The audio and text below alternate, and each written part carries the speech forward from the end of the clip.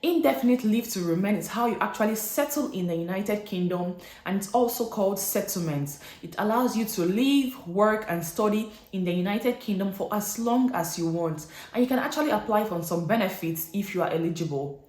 Now, with the ILR, you can go further to actually apply for your British passport. There are different ways you can actually apply for the ILR, but this is based on your circumstances. So if you're interested in this, watch this video to the very end, as I'm going to be explaining to you the different ways you can actually get your ILR.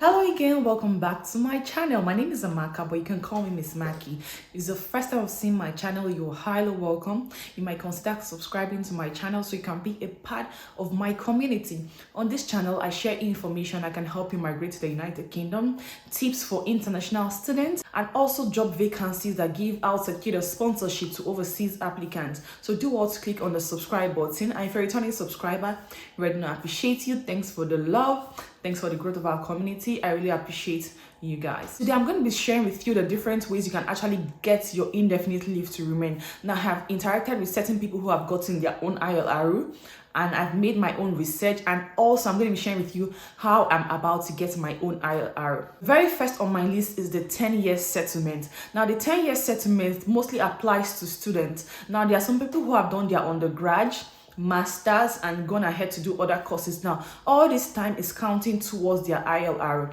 and eventually they're getting their British passport. So if you've been in the United Kingdom for 10 years, either as a student or you're working but on a valid visa in the United Kingdom for 10 years or more, then you are eligible to apply for your indefinite leave to remain. There are circumstances that makes you eligible to apply for your indefinite leave to remain, but if you've stayed up to 10 years or more, then you're eligible to apply for your indefinite leaves to remain. Let's talk about the 5-year settlement. The first is the skilled worker visa. Just like the healthcare workers that are currently coming into the country, yes, you fall under this category.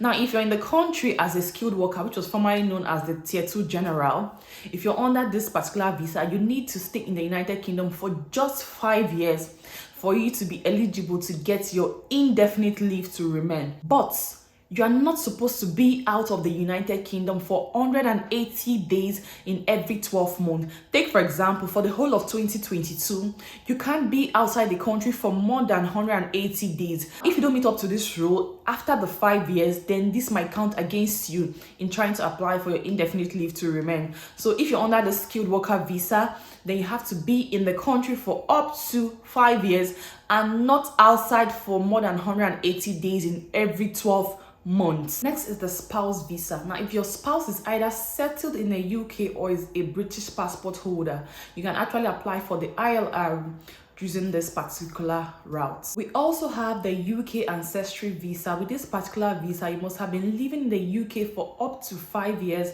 on a UK ancestry visa. With this particular visa, you have to prove that one of your grandparents is actually a British citizen or from the Channel of Islands of Isle of Man, and you are able and planning to work in the United Kingdom. If you have the Tier 1 entrepreneur or investor visa, it can take you up to 2 to 3 years for you to be able to get your ILR.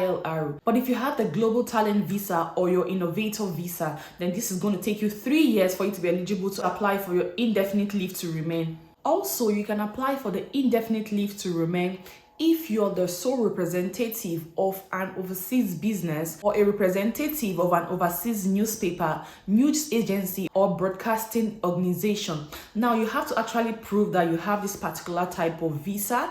You have established a registered branch in the UK that is currently trading. You also need to prove that your employer still needs you and that you have been in the UK for up to 5 years and not more than 180 days in any 12 months. Like I mentioned earlier, you don't have to be outside the UK for more than 180 days, which is about 6 months, in any 12 months. If you do that, this is going to be counted against you in trying to make your application for the ILR. Also, private servants in a diplomatic household can actually apply. How? Now, if you can actually prove that you're a private servant in a diplomatic household with a Tier 5 international agreement visa, and you have lived in the UK for at least 5 years and not more than 180 days outside in any 12 calendar months, and also that you made application for a visa before the 6th of April 2012, then you are eligible to apply for the indefinite leave to remain. Lastly, if you're here with the Minister of Religion visa or as an international sportsman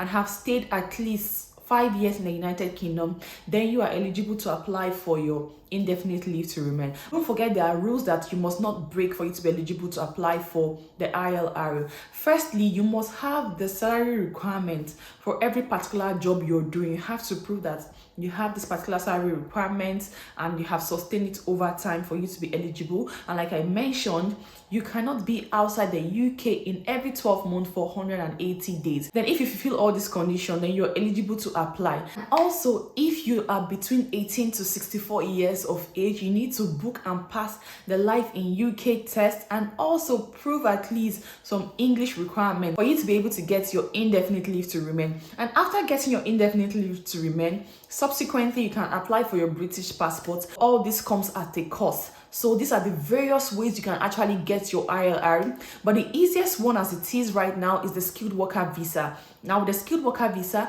like I said, you have to get a job from a particular organization and they have to be licensed to sponsor you into the country, and you must have stayed in the country for at least 5 years.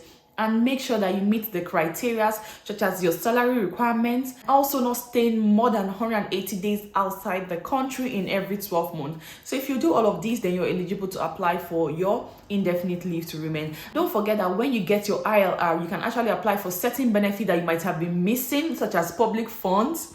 So this ILR can give you the opportunity to enjoy all of these goodies. So guys, these are the various means. If you know anyone that you fall under, then work towards it. And who knows, the next time we are talking, you might be holding your British passport. And I'm also going to be sharing a video very soon, the countries you can actually travel to visa free if you hold a British passport, because the British passport is the 7th most sought after passport in the whole wide world. So guys, thank you so much for watching my video. I hope I was able to explain to the best of my ability how you can actually get your indefinite leave to remain in the United Kingdom. Thank you so much, and see you guys in my next video. But if you haven't subscribed, do well to click on the subscribe button and be a part of my local community. See you guys in my next video.